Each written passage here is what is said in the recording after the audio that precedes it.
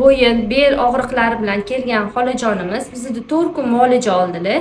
4 kunlik muolajadan keyin natijalar bilan bo'lishamiz. Assalomu alaykum, hurmatli o'rtoqlar. Menda nimaga umidga bo'lganimda skrija bor edi. Nimaga bosh og'rig'i bilan keldim. Xorazmdanman aslında. Xudoga shukr, hozir yaxshi.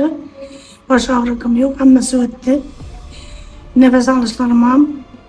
Arkamda yumurtqa bo'lganimdan keyin belimdan skrija bor edi, hammasi yaxshi bo'lib ketdi.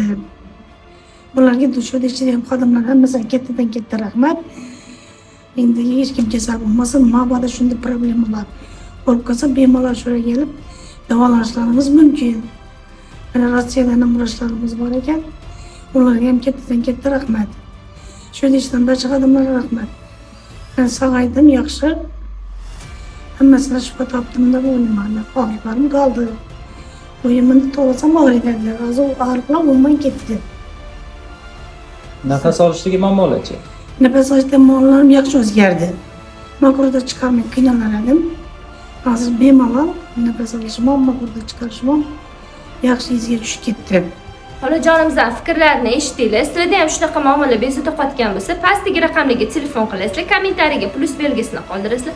Like bilan podpiska unutmaymiz.